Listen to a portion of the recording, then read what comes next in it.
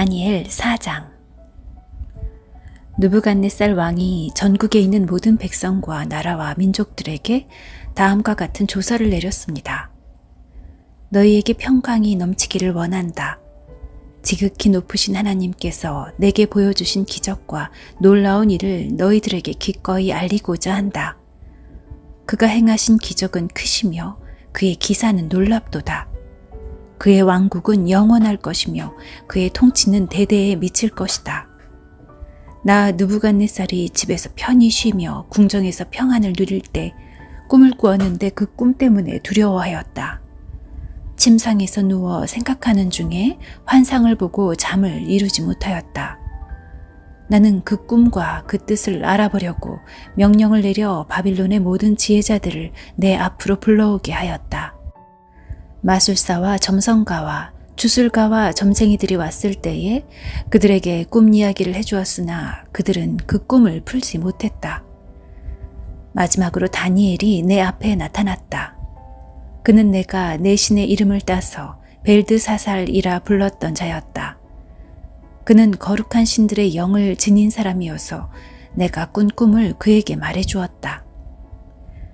마술사들의 우두머리인 벨드사살아, 내게 거룩한 신들의 영이 있어 내게는 어떤 비밀이라도 어려울 것이 없다는 것을 안다. 그러니 내가 본 꿈의 의미를 말해보아라. 내가 침상에 누워있는 동안에 본 환상은 이러하다.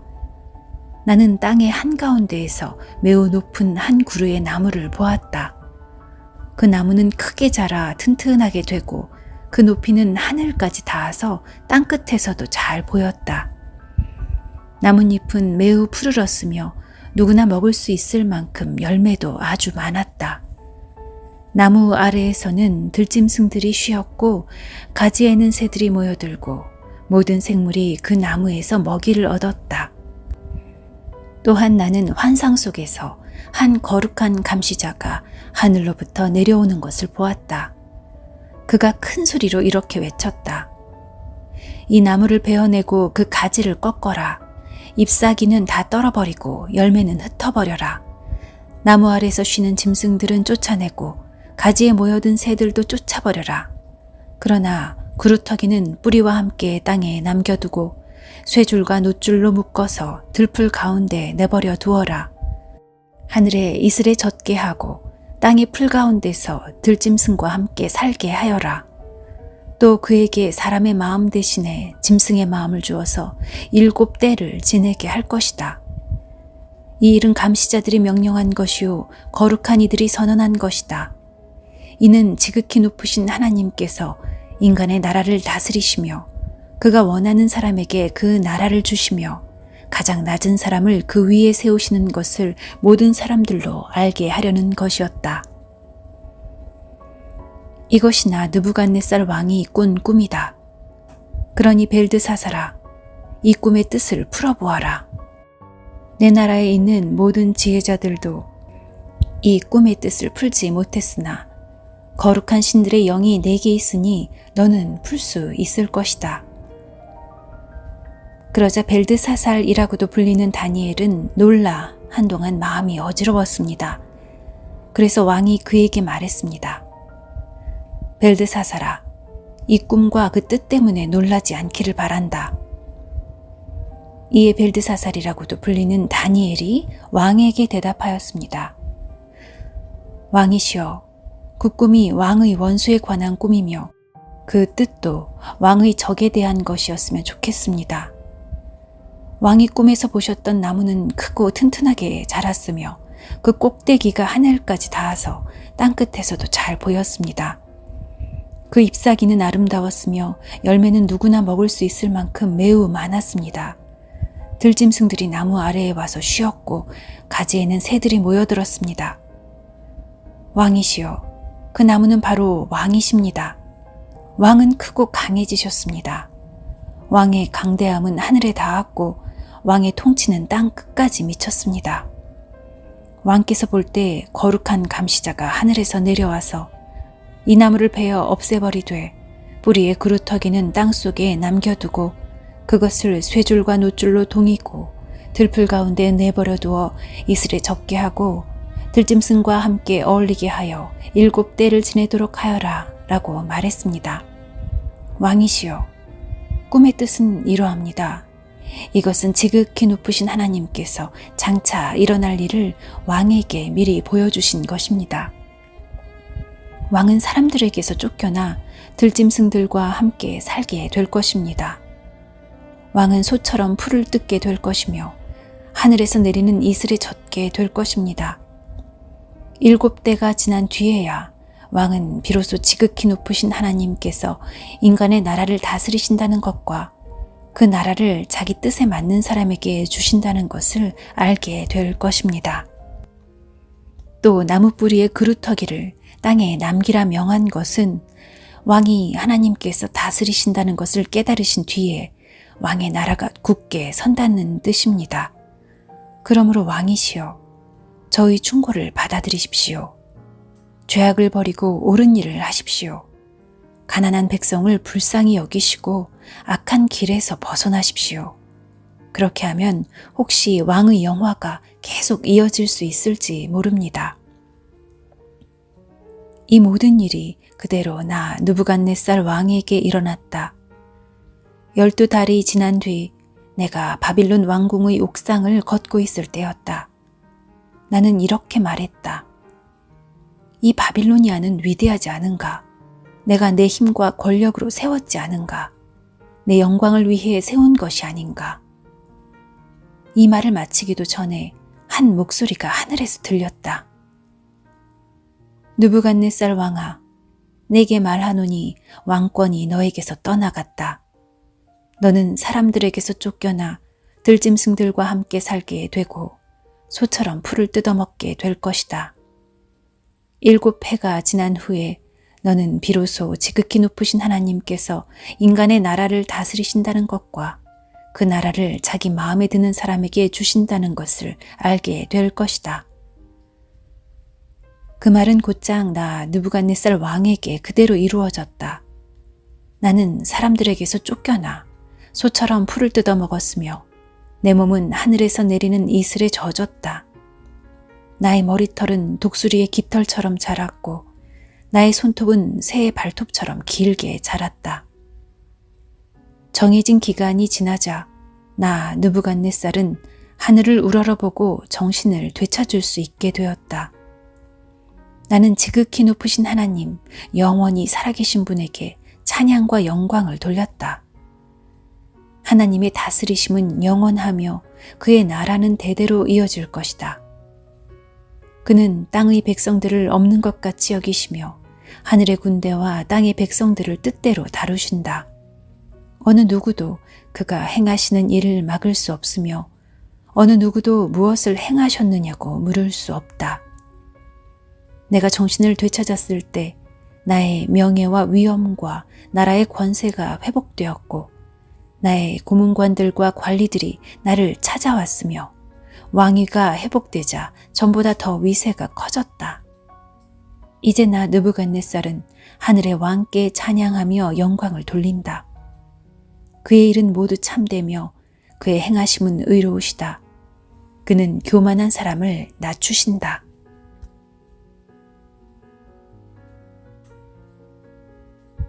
다니엘 5장. 벨사살 왕이 귀한 손님 1000명을 불러서 큰 잔치를 베풀어 그들과 함께 술을 마셨습니다. 벨사살은 술을 마시다가 명령을 내려 그의 아버지 느부갓네살이 예루살렘 성전에서 가져온 금잔과 은잔들을 가져오게 했습니다. 이는 왕과 지방 장관들과 왕비들과 후궁들이 그 잔으로 술을 마시도록 하기 위해서였습니다.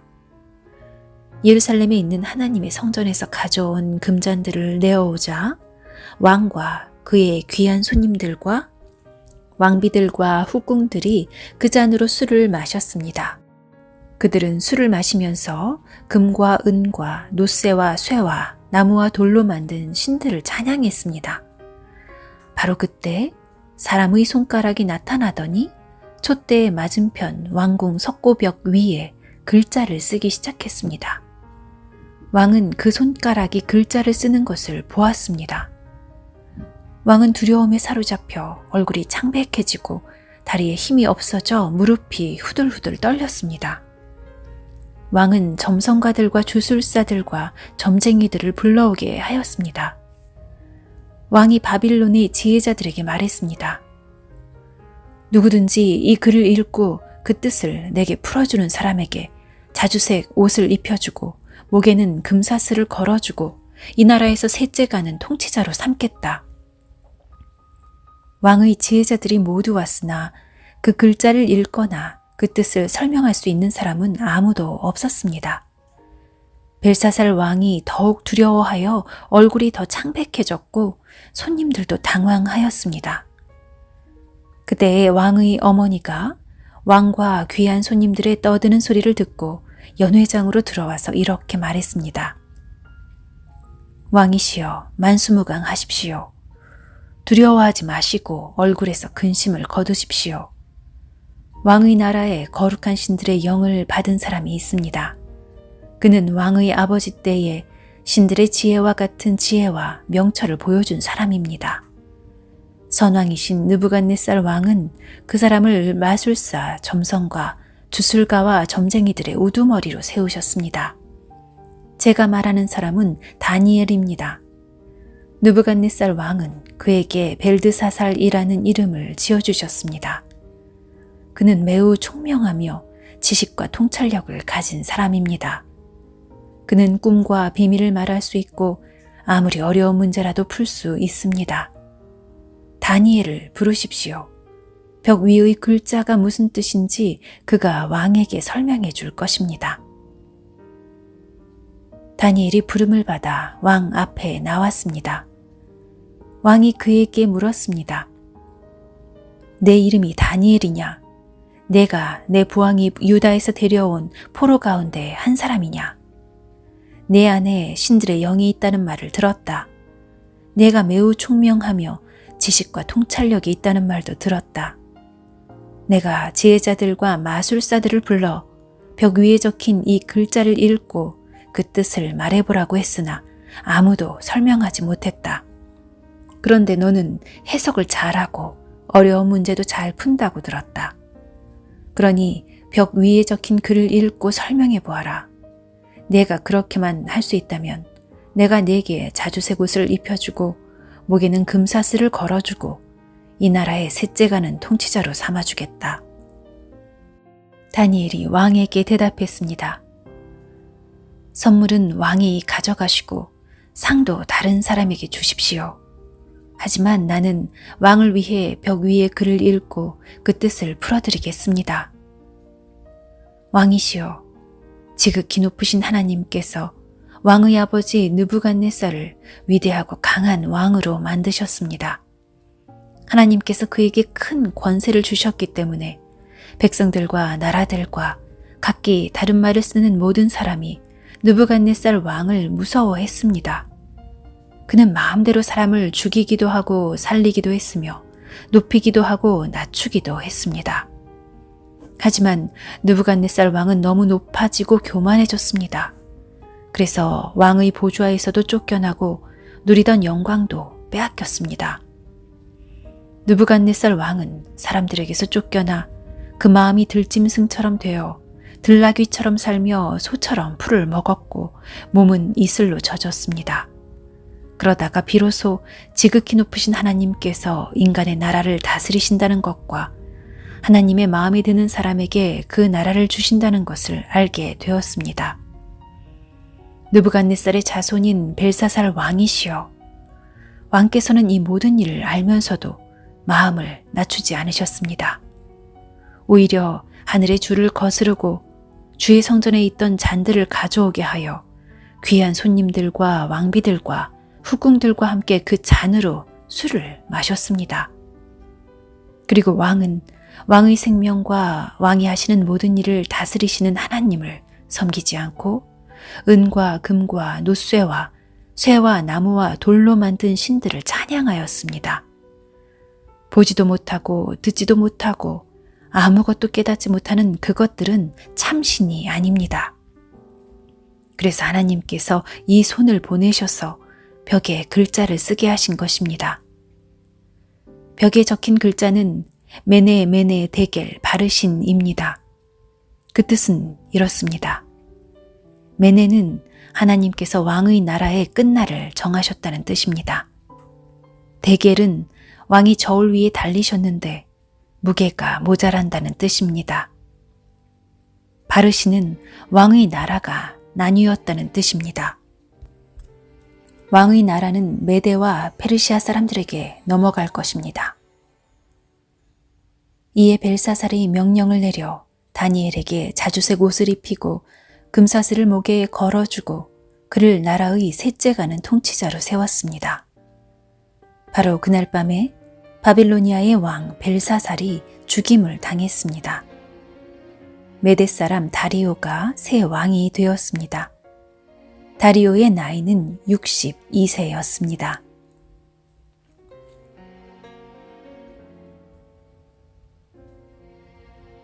다니엘 6장.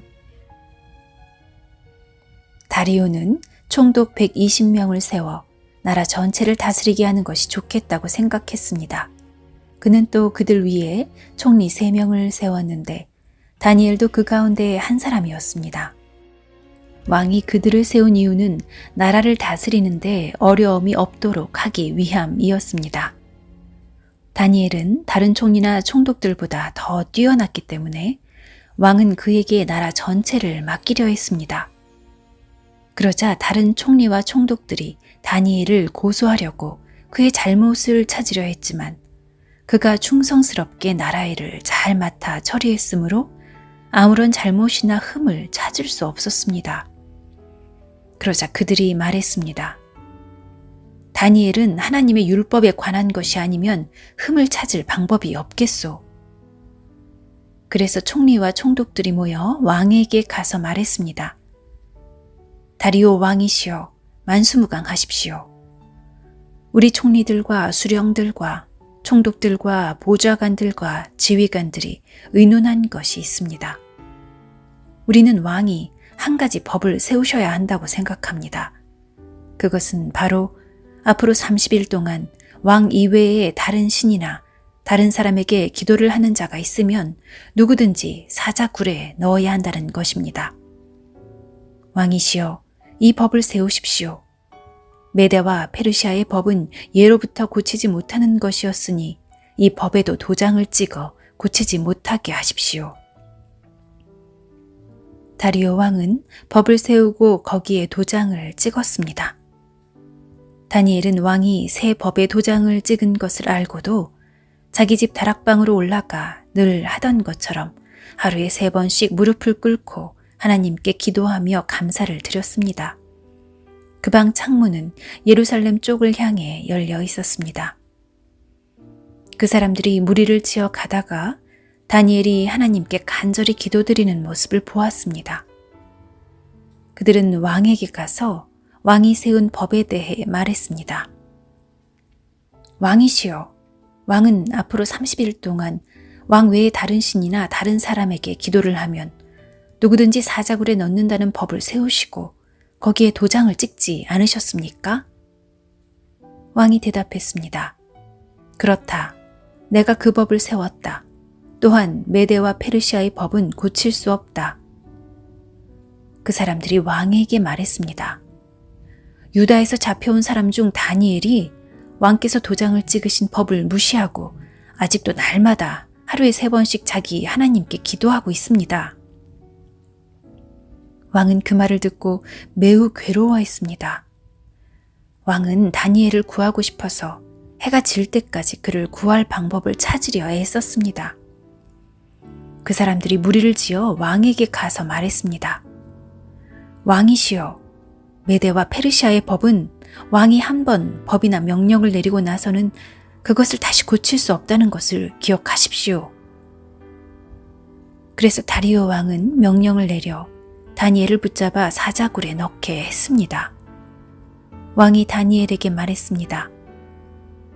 네가 늘 섬기던 너의 하나님이 너를 구해주실 것이다. 사람들이 큰 돌 하나를 굴려와서 사자굴 입구를 막았습니다. 그러자 왕이 도장으로 사용하는 반지와 신하들의 도장으로 바위 위에 찍었습니다. 아무도 그 바위를 옮겨 다니엘을 꺼내지 못하게 하기 위한 것이었습니다. 그런 뒤에 다리오 왕은 왕궁으로 돌아갔습니다. 그날 밤 왕은 아무것도 먹지 않았으며 오락도 금지시켰습니다. 왕은 잠도 자지 못했습니다. 이튿날 아침 다리오 왕은 새벽에 일어나 급히 사자굴로 가 보았습니다. 왕은 굴에 가까이 이르러 걱정하는 목소리로 다니엘을 불렀습니다. 살아계신 하나님의 종 다니엘아, 내가 늘 섬기는 하나님이 너를 사자들로부터 구해주셨느냐? 다니엘이 대답했습니다. 왕이시여 만수무강하십시오. 나의 하나님께서 천사들을 보내셔서 사자들의 입을 막으셨습니다. 하나님께서는 내가 죄가 없다는 것을 아시기 때문에 사자들이 나를 해치지 못하게 하셨습니다. 왕이시여, 나는 왕에게 잘못한 일이 없습니다. 다리오 왕은 너무 기뻤습니다. 그는 종들에게 다니엘을 사자굴에서 꺼내라고 말했습니다. 왕의 종들이 다니엘을 꺼내보니 다니엘의 몸에는 아무런 상처도 없었습니다. 그것은 다니엘이 자기 하나님을 믿었기 때문입니다. 왕이 명령을 내려 다니엘을 고소한 사람들뿐 아니라 그 아내와 자녀들까지 데려와 사자굴에 넣게 했습니다. 사람들이 그들을 굴에 넣었더니 바닥에 닿기도 전에 사자들이 덮쳐서 그들의 뼈까지 부수어 버렸습니다. 왕이 백성들과 나라들과 각기 다른 말을 쓰는 모든 사람들에게 조서를 내렸습니다. 너희에게 평안이 넘치기를 원하노라. 내가 새 법을 세운다. 내 나라에서 사는 백성은 모두 다니엘의 하나님을 두렵고 떨림으로 섬겨야 한다. 다니엘의 하나님은 살아계신 하나님이시며 영원히 사시는 분이시다. 그의 나라는 결코 망하지 않으며 그의 다스리심은 영원할 것이다. 하나님은 백성을 건져내기도 하시고 구원하시기도 하신다. 하늘과 땅에서 놀라운 기적을 일으키신다. 하나님께서 다니엘을 사자들의 입에서 구해주셨다. 다니엘은 다리오 왕과 페르시아 사람 고레스 왕이 다스리는 동안 평안히 살았습니다.